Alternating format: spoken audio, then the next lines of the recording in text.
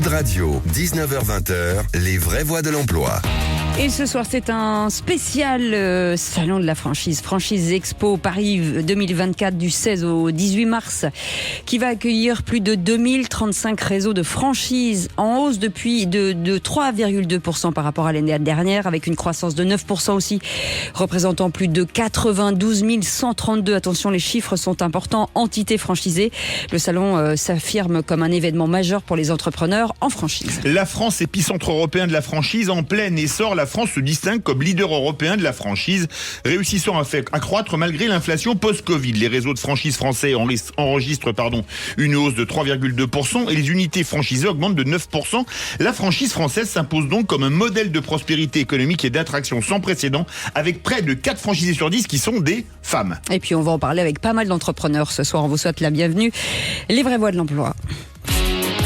Les vraies voix Sud Radio. Et vous connaissez forcément, vous en avez entendu parler, puisqu'on en entend beaucoup parler dès que ça arrive, l'échéance arrive. Franchise Expo Paris, l'événement leader dans ce domaine. Et pour en parler, Véronique Discourbuot qui est avec nous. Bonsoir, merci d'être avec nous. Vous êtes déléguée générale Fédération française de la franchise. La franchise devenue aujourd'hui extrêmement à la mode. On a l'impression que finalement c'est un mode d'entrepreneuriat très facile et surtout très soutenu. Oui, exactement. C'est un véritable engouement depuis de nombreuses années maintenant. Particulièrement cette année où on se rend compte que lorsque l'environnement se durcit, c'est vraiment un modèle qui séduit parce que c'est un modèle qui rassure en fait. C'est basé effectivement sur la reproduction d'un savoir-faire, sur la transmission d'un savoir-faire et de ce fait, l'entrepreneur indépendant, et j'insiste, il est vraiment indépendant, mais néanmoins, il va bénéficier du réseau, il va bénéficier de ce savoir-faire et il ne part pas à l'aventure lorsqu'il se lance dans l'entrepreneuriat. Et c'est vraiment ce qui séduit beaucoup les jeunes. On sait qu'on a 30% des Français qui rêvent d'entreprendre. Alors c'est beaucoup plus chez les 18-24 ans, c'est 60%. Et parmi eux, 40% disent qu'ils seraient très intéressés de le faire en franchise, et les plus jeunes, c'est 60%. Donc on voit bien que c'est un modèle très actuel et qui séduit de plus en plus les entrepreneurs, jeunes et plus âgés d'ailleurs. Et même en reconversion, parce que c'est important de le dire. Exactement. Là, c'est la 42e édition. Et oui, c'est la 42e édition, la deuxième opérée par Infopro Digital, mais la première qui obtient le parrainage du ministère de l'économie et également la visite de notre ministre des Entreprises, Olivia Grégoire, qui sera sur notre salon lundi. En chiffres, la franchise, ça représente quoi en France ?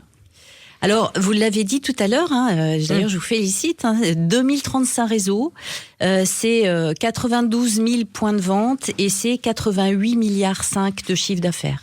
Donc c'est quand même quelque chose qui pèse. C'est surtout très intéressant parce que c'est constitué à la fois de commerce et de services, en B2B comme en B2C. Donc c'est des activités extrêmement Donc pour expliquer différentes. à ceux qui ne connaissent pas, c'est de business à business ou de consommateur à business, enfin de business à consommateur. Voilà, c'est important de le dire. Fleuron français quand même. Fleuron français, pardon. La franchise aujourd'hui, parce que quand on voit à l'étranger, on se rend compte finalement que la France se porte bien dans l'entrepreneuriat grâce à la franchise aussi. Oui, grâce à la franchise et la franchise. La France est un pays de franchise, un des premiers pays au monde. Dans tous les sens du terme. Voilà. En toute franchise. En toute franchise et surtout en Europe, bien évidemment. C'est lié aussi au fait qu'il y ait beaucoup de travail de fait sur la réglementation, sur les documents d'information précontractuels, sur le code d'éthique de la franchise. Donc il y a quand même des choses qui viennent régir en fait les comportements entre franchiseurs et franchisés et qui permettent la promotion d'une franchise assez transparente et qu'on voudrait équitable entre le franchiseur et le franchisé. Quelles sont les grandes tendances du salon qui va commencer dans quelques jours ? C'est l'internationalisation, c'est quoi ? Alors le grand retour de l'international, oui, après les crises Covid, là on est ravis, on a 18 nationalités et 100 exposants étrangers qui viennent. Donc on est ravis de les accueillir. On a aussi 2 gros événements, le multi-unit franchise et et le Master Franchise Forum, qui sont deux entités particulières, puisqu'en fait, l'un est dédié à la recherche de master franchisés, c'est-à-dire des franchisés qui vont aller déployer sur un territoire entier une enseigne, et l'autre est plus dédié à la recherche de multi-franchisés, c'est-à-dire des franchisés qui vont avoir envie d'ouvrir plusieurs points de vente d'une même enseigne ou de plusieurs enseignes. Alors cette 42e édition change un petit peu parce qu'avant c'était sur 2 jours.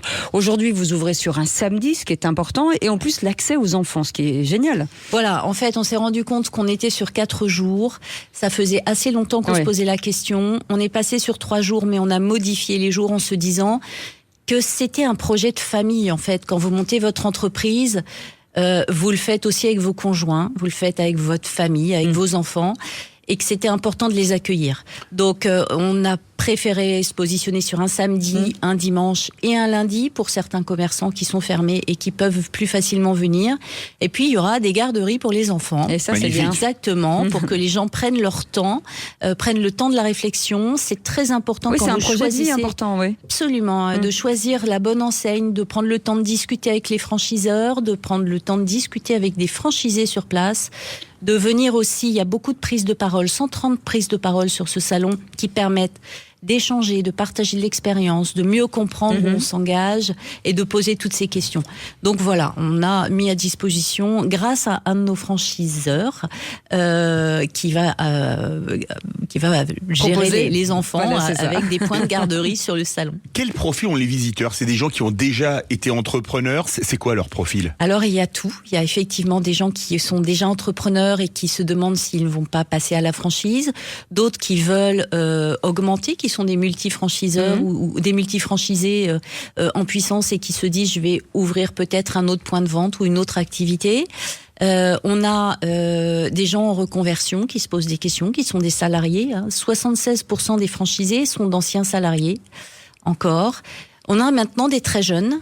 De leur propre entreprise, en tout cas dans laquelle ils travaillaient, deviennent aussi franchiseurs. C'est ça qui est important de dire. Il y a aussi ça, effectivement. Et puis on a des très jeunes, des très jeunes qui sortent en fait de l'école, qui après une petite expérience, parfois en start-up, qui sont se disent finalement, je recommencerai bien ma première expérience d'entrepreneur en franchise et qui trouvent des débouchés. Alors il y a pas mal de secteurs aujourd'hui qui se sont étendus. Alors on pense forcément à toute la partie beauté, parce qu'on a l'impression que la franchise c'est pas ça, mais il y a énormément de filières aujourd'hui.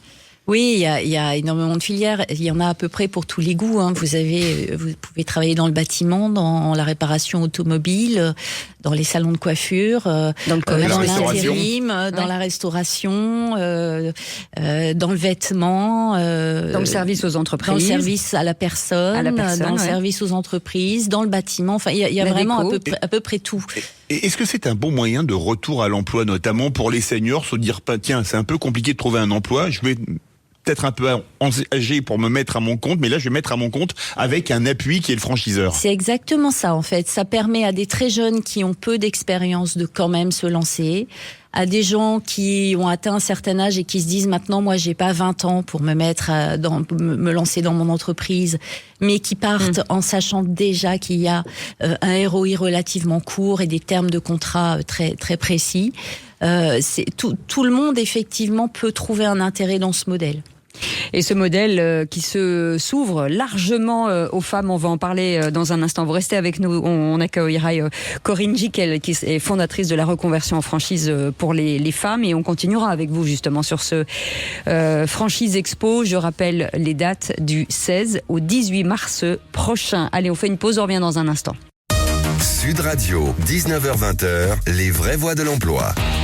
Les vraies voies de l'emploi avec la franchise. Alors, si vous ne connaissez pas, c'est peut-être le moment pour vous de changer d'horizon, peut-être de métier, de vision en tout cas de l'entrepreneuriat. Franchise Expo Paris 2024, c'est du 16 au 18 mars et on en parle bien entendu avec Véronique Discourbuot qui est avec nous, déléguée générale Fédération Française de la Franchise, et une autre invitée, Corinne Giquel, qui est avec nous. Bonsoir, merci d'être en direct. Vous êtes fondatrice de Reconversion en Franchise et vous vous adressez bien entendu un peu plus aux femmes. D'abord, Véronique Discourbio, c'est vrai que les femmes aujourd'hui sont rentrées dans la franchise assez facilement. Oui, c'est très bien parce qu'en fait, il y a aujourd'hui 40% de femmes qui sont entrepreneurs en franchise. Ouais.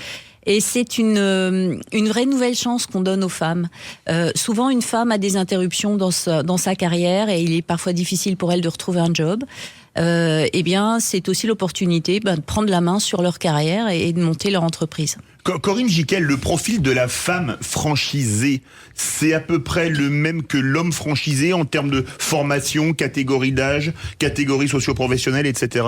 Alors, catégorie socio-professionnelle, catégorie d'âge, ok.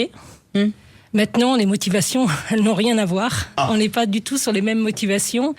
Et puis, je rebondis un peu sur ce que vient de dire Véronique, c'est que la femme, quand elle est salariée, et ça c'est important, arrive à un moment où elle ne se retrouve plus.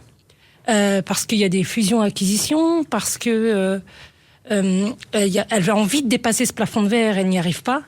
Et puis, il y a une routine, il y a un ras-le-bol. Et c'est vrai qu'elles sont de plus en plus jeunes, c'est vrai, mais elles ont après, en deuxième partie de carrière, et cette envie d'entreprendre, cette envie, moi je dis souvent d'exister, de se dire, moi aussi je peux le faire, moi aussi je peux être un décideur, mais il y a quand même des freins. Et pour ça, la franchise, c'est une évidence. C'est quoi, ça leur permet d'abord de gérer leur temps, ce qui est plutôt pas mal, oui. et leur vie personnelle et sociale en même temps. Oui, mais ce qui se passe, c'est qu'avant, elles ont quand même des blocages. Alors, elles ont envie d'y aller, mais elles ont des blocages. En tout cas, c'est ce qu'elles me disent lors des entretiens. Les blocages, c'est et si j'y arrive pas? Je parle de l'entrepreneuriat. Non, les garçons ne se disent pas ça. Non, ils se posent pas ces questions. Et si j'ai pas les compétences? Ouais. Et donc, il y a un manque de confiance et plus accès au financement. Et en fin de compte, la franchise devant tout ça, c'est un filet de sécurité. C'est une façon d'entreprendre en minimisant les risques et pas surtout en partant d'une feuille blanche. Et surtout ne pas être seul. Si on devait donner forcément le franchisé type finalement, Véronique, il faudrait dire quoi alors d'abord chez quelqu'un qui. Je crois qu'il y a autant de franchisés types que de franchises parce qu'en fait les secteurs d'activité sont tellement variés que c'est compliqué. Je crois que le bon profil, c'est la personne qui a vraiment envie. Et qui aime le secteur d'activité. Je crois que s'il y a bien quelque chose que la franchise apporte, c'est la capacité pour l'entrepreneur de choisir un secteur d'activité et la moitié d'entre eux changent totalement de secteur quand ils entrent en franchise. 66% des femmes, me semble-t-il, on change de secteur d'activité. Alors, la motivation des femmes est différente des hommes. Et c'est-à-dire qu'elles veulent vraiment s'épanouir. C'est-à-dire, c'est bien la rentabilité, certes, mais d'abord, elles veulent s'épanouir, exister, prendre en main leur vie professionnelle. Et la tendance est aller vers des métiers à consonance éthique, responsable, avec des marques engagées. En tout cas, je suis d'accord, il n'y a pas de profil type. La première chose qu'il faut être, c'est être un entrepreneur, franchise ou pas. Parce qu'on est indépendant quand même. Mais est-ce qu'il n'y a pas des franchises où c'est attention avec 3000 parenthèses, plus facile pour les femmes, par exemple, pour tout ce qui est cabinet de beauté, etc., entreprise de beauté, il doit y avoir 100% de franchisés femmes, théoriquement, ou 90%, non? Pas certaine. Je suis pas d'accord avec vous. En fin de compte, ce qui est important, et Véronique l'a dit, c'est choisir un métier quoi, Philippe en phase avec ses valeurs. Voilà. Les esthéticiennes, il y a des femmes, les femmes dans la beauté, dans les layettes, et les hommes. Non, il y a chez Midas, par exemple, ou chez Melboxis, que je connais bien, il y a des femmes. Oui. Il y a des femmes. Et en fin de compte, ce qui compte, c'est trouver un métier, avant de choisir une franchise, c'est dire, est-ce que je suis en adéquation avec moi-même? Est-ce que je suis aligné avec ce que j'ai envie?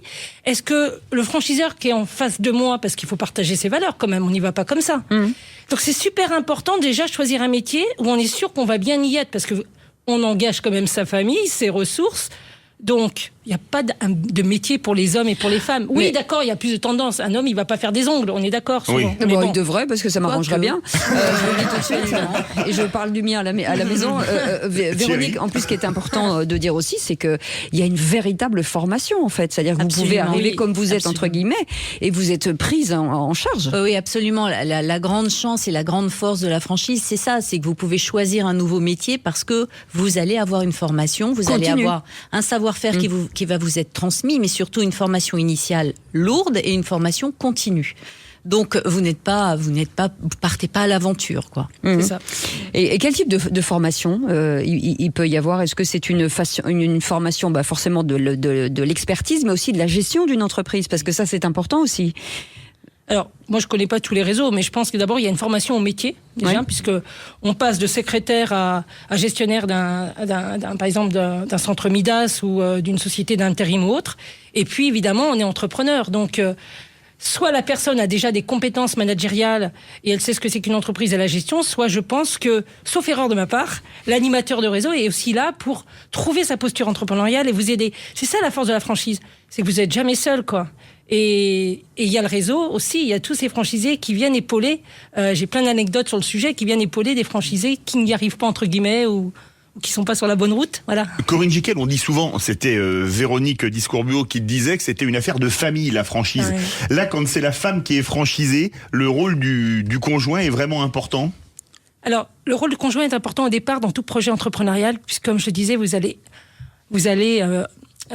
comment on dit, vous allez mettre votre argent. Vous allez payer 70 heures par semaine. Et puis voilà, vous passez d'un stade de salarié entrepreneur, donc les motivations sont pas les mêmes. Au départ, il faut quand même y aller. Et je pense que Véronique, quand elle parlait de grande famille, c'est surtout la franchise, c'est une vraie famille, quoi. C'est-à-dire que les franchisés sont solidaires entre eux. Et c'est un partenariat gagnant-gagnant. Donc, comme je le disais, si vous n'avez pas du feeling avec le franchiseur et vous partagez pas ses valeurs, son mode de management, faut pas y aller. Rappelons quand même que la tête n'a l'intérêt, c'est que les franchises fonctionnent. Hein, donc, tout est mis en place. Absolument. Il y a ça se déploie un petit peu partout, en tout cas dans le maillage territorial. Vous restez avec nous. Des entrepreneurs sont avec nous, des patrons de franchises, du marketing, des grands patrons qui aujourd'hui ont développé une marque. Parce que ça n'est pas facile aussi de se déployer en franchise. Et ça, c'est intéressant aussi d'en parler.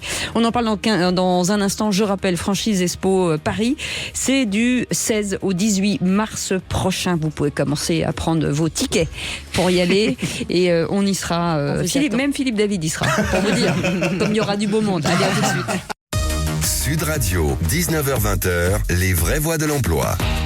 Les vraies voix de l'emploi, et on vous parle de ce salon Franchise Expo à Paris du 16 au 18 mars, 3 jours, samedi, dimanche, lundi, vous allez pouvoir venir accompagner de vos enfants, de votre famille, et ça c'est l'une des nouveautés. Véronique Discourbuot est avec nous, déléguée générale Fédération française de la franchise, et on est ravis bien entendu de l'accueillir. Corinne Giquel est avec nous, fondatrice de Reconversion en franchise pour les femmes, entre autres bien entendu, et Jean-Loup Virossus est avec nous. Merci d'être avec nous. Vous êtes chef marketing et gros officer de Mr. Trump Group, qui est une franchise aussi avec différents sous-groupes.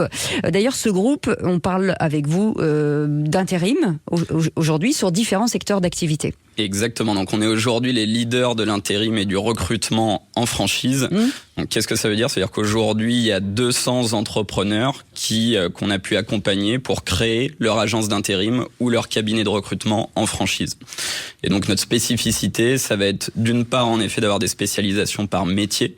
Donc, une entité qui sera plus portée sur BTP, industrie, ce type de profil. Un autre vraiment type cabinet de recrutement pour le tertiaire, les métiers de l'IT, de l'ingénierie, et une autre entité pour le médical, où on va adresser les métiers du médical. Vous faites de l'intérim digital. C'est quoi l'intérim digital par rapport à l'intérim, on va dire, tout court? Alors, nous, ce qu'on fait, c'est vraiment, notre credo, c'est de digitaliser sans déshumaniser. Donc nous, c'est vraiment mettre à disposition toute la puissance du digital à nos recruteurs et au service de l'emploi. Donc l'idée, c'est que les candidats qui s'inscrivent chez nous, grâce au digital, puissent derrière trouver un emploi plus rapidement. Mais l'idée, c'est vraiment d'avoir le meilleur des deux mondes. C'est pas d'avoir d'un côté un univers 100% digital où on se parle pas et de l'autre côté un univers rétrograde sans outils. Nous, c'est vraiment la conjonction des deux. C'est les meilleurs outils digitaux au service du recrutement et des recruteurs. Et pour vous montrer que les secteurs d'activité sont très larges, Olivier Mermus est avec nous, directeur général de Cavavin. Bonsoir, merci d'être en direct sur Sud Radio. Cette entreprise fondée en 1985, alors vous l'avez compris, dans le mot Cavavin, forcément, il y a du vin. Ça, c'est le leader des cavistes en franchise en France. Exactement, et c'est bien de le dire. Quel type finalement de franchiseur ou franchiseuse, je ne sais pas si on peut féminiser, vous recherchez le profil aujourd'hui, puisque est-ce que ce sont des amateurs de vin, par exemple? Alors, en fait, nous, ce que nous recrutons en priorité, ce ne sont pas des sommeliers ni des œnologues, ce sont des gens qui ont la passion de la relation du client. Donc, on cherche avant tout des gens qui sont des bons commerciaux, qui sont bien engagés localement sur leur territoire. Et souvent, on est à 80% des gens qui n'étaient pas encore entrepreneurs jusque-là, qui sont en reconversion professionnelle. Classiquement des cadres, de plus en plus des femmes, de plus en plus des jeunes également, et on les accompagne et on les forme. Nous, on recrute un savoir-être et on leur transmet un savoir-faire, et tout ce qui est culture du vin, ils ont tout un cursus à suivre chez nous, donc il n'y a pas besoin de diplôme pour venir chez nous, mais on cherche une belle personnalité qui est capable de faire la différence en fidélisant son client. Oui, la relation au client, Philippe, est quand même primordiale chez vous. Exactement. Quand on entend Jean-Louis Virossus, là, c'est du service. Vous êtes dans les biens, le vin. Est-ce qu'il y a une grosse mise de départ? Parce qu'on doit avoir un certain nombre, et c'est pas du tout, c'est un avantage, de bouteilles dans sa boutique. Est-ce que la mise de départ est très élevée, par exemple? Le stock, puisque vous parlez du stock, c'est 30 000 euros, et c'est ce qu'on a en moyenne généralement tout au long de l'exploitation. Alors évidemment, après, selon l'emplacement, on peut avoir des belles bouteilles, et nous, on amène des services également pour pouvoir proposer. Si le client veut un Angélus 2015, on va lui proposer un Angélus 2015. On est capable de fournir ça à nos franchisés, donc on a des services en plus. Mais on vend du produit, mais on fait aussi du service au sens où on fait des dégustations qu'on peut animer pour des particuliers, qu'on peut animer pour des entreprises. Donc au final, un franchisé chez nous, il est certes orienté plutôt client particulier, mais il peut également faire du B2B, il peut également faire de la dégustation. Donc on apporte des outils et on apporte un concept, mais que chacun peut s'approprier en fonction de sa personnalité. Chez Mr Temp avec Jean-Louis Virossus, vous pour le coup c'est du service. Est-ce que en ouvrant une franchise par exemple chez Aquilia RH qui est plutôt dédiée à la santé, est-ce que il faut quelque part arriver et venir de la santé? Alors non, pas du tout. Dans notre cas, c'est 80% de nos franchisés qui viennent pas de l'univers du recrutement. Nous, globalement, ce qu'il va falloir, c'est nous, on recherche vraiment, on l'évoquait tout à l'heure, c'est des gens qui recherchent un métier qui a du sens. Parce que finalement, quand on est dans le recrutement, on aide les gens dans leur orientation professionnelle à trouver un emploi. Donc, c'est hyper important d'aimer les gens. Et après, il y a un côté où il faut chez nous un vrai tempérament commercial, puisque toutes nos agences sont en étage. On évoquait tout à l'heure le coût à l'entrée. Alors, chez nous, le vrai avantage, c'est comme c'est des locaux en étage, ça coûte très peu d'argent. C'est-à-dire que chez nous, pour une mise de départ de 25 000 euros, ce qui est globalement très faible dans l'univers de la franchise, vous pouvez ouvrir votre cabinet de recrutement.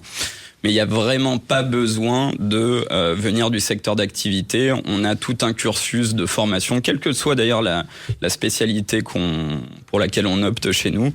Et on sait accompagner les entrepreneurs vers la réussite. Et d'ailleurs, ce qui peut être surprenant, c'est pas forcément les personnes qui viennent de l'univers du recrutement qui font les meilleurs démarrages. Il y en a qui viennent d'autres secteurs qui cartonnent très vite. Olivier Mermus, on a dit tout à l'heure avec Véronique Discourbio que c'était le salon où c'était le grand retour de l'international.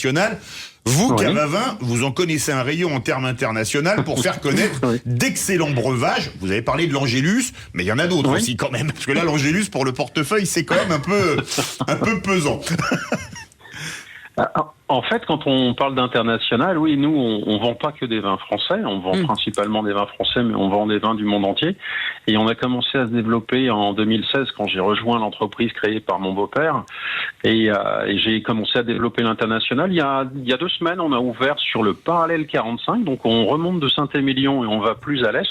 On a ouvert en Géorgie, qui est le berceau du vin. On a ouvert à Tbilissi et bientôt à Batumi, sur la côte.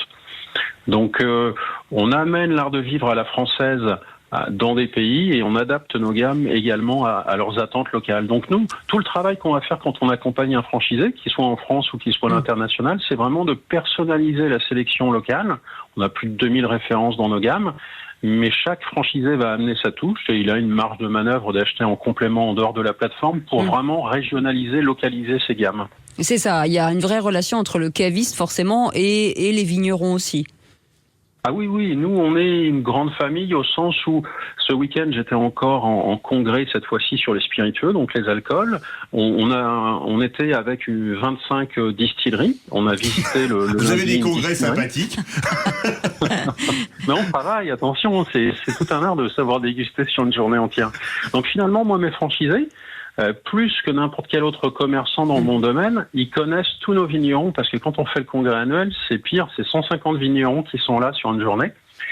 Et ils peuvent échanger sur pourquoi le millésime de cette année est différent de celui de l'année d'avant. Et puis chaque franchisé peut ainsi retravailler sa gamme en fonction des nouveautés et se dire tiens, cette référence-là, je ne l'ai pas, mais finalement, je connais tel type de clients qui vont être intéressés, donc je refais ma sélection par rapport à ma clientèle, par rapport à l'évolution de la clientèle, par rapport au contexte d'inflation, par rapport à un élargissement de gamme pour répondre aux besoins économiques de chacun. Donc tout ça, c'est vivant et ça se travaille en fonction de la clientèle, d'où le fait de vraiment rechercher des personnes qui ont la sensibilité commerçante. Olivier, tu as aussi beaucoup internationalisé ton réseau lorsque tu es arrivé. Est-ce que tu peux en dire un petit mot ?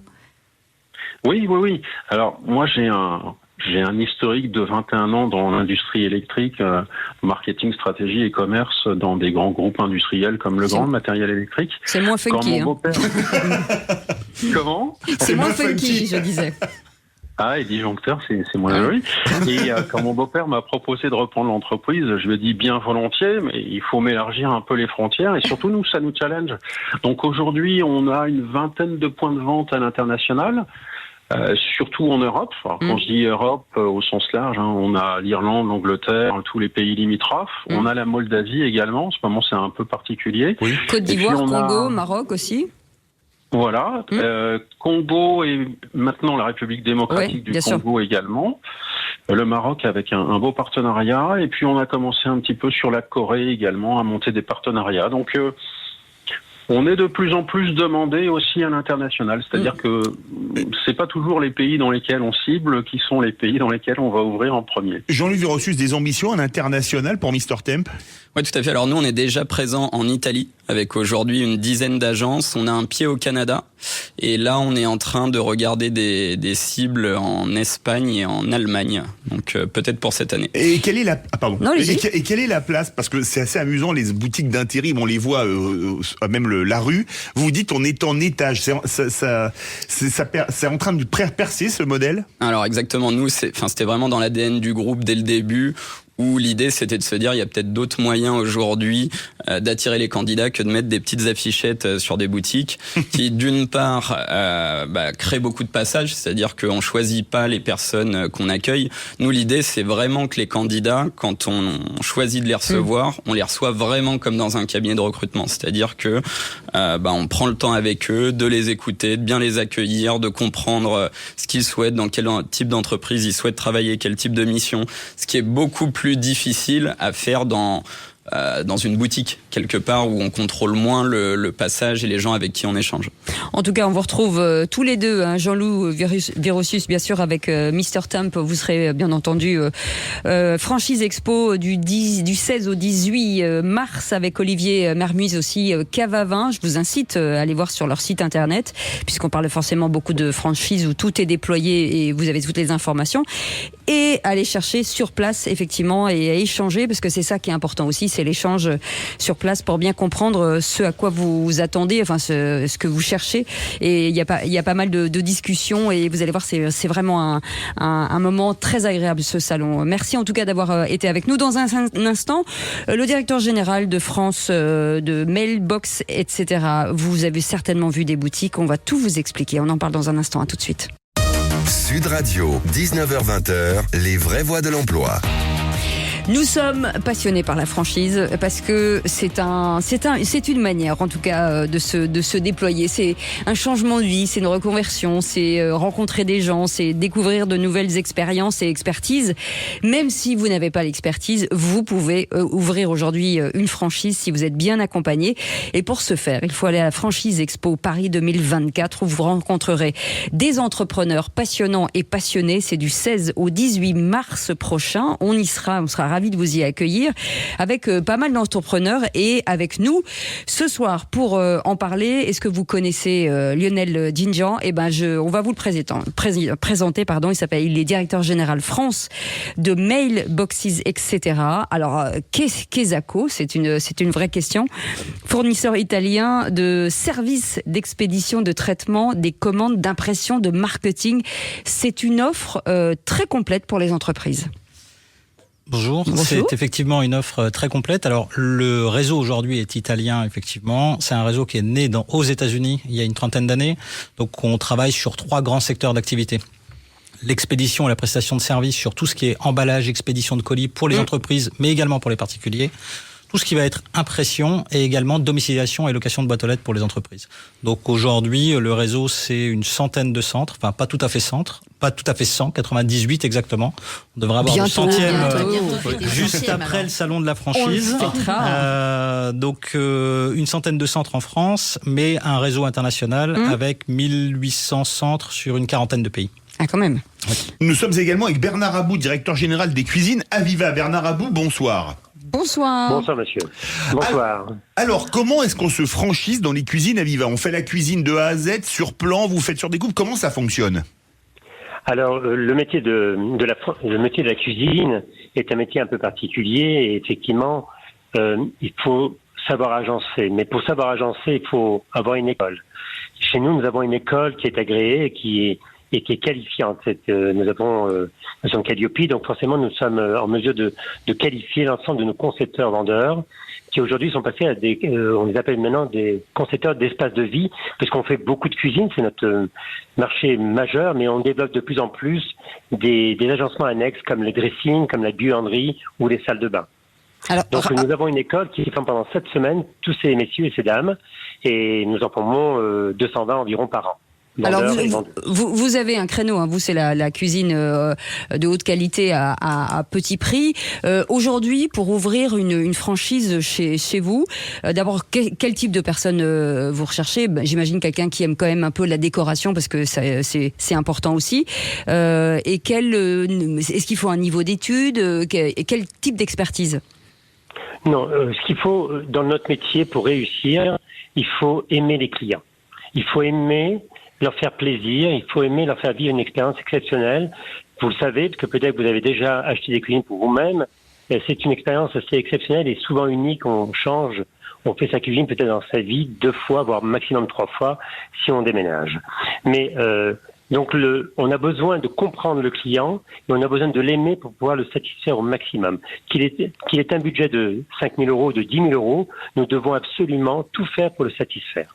Et l'expérience, nous travaillons beaucoup l'expérience client pour que le client puisse sortir, même quand il n'achète pas, qu'il puisse sortir heureux d'avoir fait une expérience chez nous d'1 heure à 2 heures de travail. Lionel Dingean, il y a plusieurs opportunités chez vous, chez Mailboxes, où on peut reprendre un centre, ouvrir un centre ou s'associer pour créer un centre. Effectivement, alors on a bien près du micro. On a deux possibilités. La première, c'est évidemment de créer un centre. Donc la plupart de nos franchisés créent. Par contre, c'est vrai que notre réseau a maintenant un peu plus de 10 ans en France, donc on commence à avoir des reprises. Vous avez combien en tout de franchisés aujourd'hui? 98. 98. Vous avez fêté les 100 après, exactement. C'est ça, 98. Donc on a des offres de reprise, mais la majorité des offres sont des offres effectivement de création, et on peut le faire en association, on peut le faire seul. Quand on dit en association, on a aussi beaucoup de franchisés qui décident de fonder en famille, des couples, père, fils, donc on a plusieurs exemples comme ça. Et puis on a tout simplement aussi des associés qui se mettent ensemble pour pouvoir créer un centre, 2 centres ou 3 centres. On a beaucoup de multi-franchisés et de plus en plus de franchisés réinvestissent pour ouvrir un nouveau centre. Alors vous, chez vous, c'est vraiment du service, c'est-à-dire que tout ce qui est lié à l'expédition, il faut être extrêmement précis. Ça demande aussi une qualité de personnes particulières. Alors, il y a une qualité, c'est le développement commercial, donc c'est quand même indispensable. Vendeur né, on a toute une formation, on va accompagner. On n'est pas sur des ventes one shot. On accompagne les entreprises, on accompagne les particuliers, donc on travaille avec eux généralement sur le long terme, et notamment avec les petites structures. Nous, aujourd'hui, ce qui nous intéresse, c'est d'avoir effectivement cette passion, cette envie d'entreprendre et de rendre service. Je pense la notion de service est vraiment prioritaire dans notre modèle. D'où le mot savoir-être, pardon peut-être. Le mot savoir-être. Complètement. Ouais. Bernard Abou, les cuisines, c'est en général assez onéreux. Quel est le billet d'entrée quand on veut devenir franchisé Aviva? Il faut un apport minimum de 50 000 euros. Un magasin dans un agencement complet s'agence entre 320 000 et 350 000 euros. Il se rembourse sur 7 ans et on a un retour sur investissement au bout de 3 ans. 3 exercices en tous les cas. Chez Mailboxes, aujourd'hui, est-ce que vous avez, par exemple, des régions ou des villes dans lesquelles vous aimeriez vous implanter en disant, voilà, ce sont des régions un peu plus légères en présence. Vous cherchez vers où, en fait? Alors, aujourd'hui, on va atteindre les 100 centres en France. Pour vous donner une idée, en Italie, il y a 600 centres. Ils viennent d'ouvrir le 600e, donc on a encore beaucoup de place quand même. Mais c'est vrai qu'on a des régions aujourd'hui avec des villes extrêmement intéressantes où on a encore personne, comme Aix-en-Provence, Annecy, des belles régions, La Rochelle, où on recherche effectivement des candidats à la franchise. Mais je dirais qu'on a de la place aujourd'hui à peu près partout. Ouais. Et vous, chez Aviva? Vous avez passé 100 magasins, vous en voulez 150 de plus. Alors on est à 118 magasins depuis le 7 mars dernier. On a ouvert un magasin à Clichy et on a effectivement la volonté d'ouvrir d'ici fin 2025, atteindre le réseau à 150 magasins. Et nous avons prévu 150 villes à pourvoir pour ouvrir des magasins. Le marché de la cuisine est un marché très porteur, même si actuellement il est relativement atone. On prépare justement la reprise, justement en développant ce dont je parlais tout à l'heure, d'avoir des vendeurs qui vont au-delà de la cuisine et qui agencent du dressing ou de la salle de bain, voire de la buanderie. Et vous vouliez dire un mot, Jean-Louis Verrossieux, si vous... Oui, un petit mot, juste pour dire que donc nous on a 200 points de présence un peu partout en France et l'intérim et le recrutement est très bien adapté aussi aux zones rurales assez reculées. Donc nous voilà, on adresse très bien et c'est des très belles zones aussi dans des petits lieux un peu reculés. Donc pas hésiter à penser à nous si on est dans ces petits coins un peu reculés. Eh bien, on vous remercie beaucoup d'avoir été avec nous. Merci beaucoup Lionel Dinjan d'avoir été avec nous, directeur général France de Mailboxes, etc.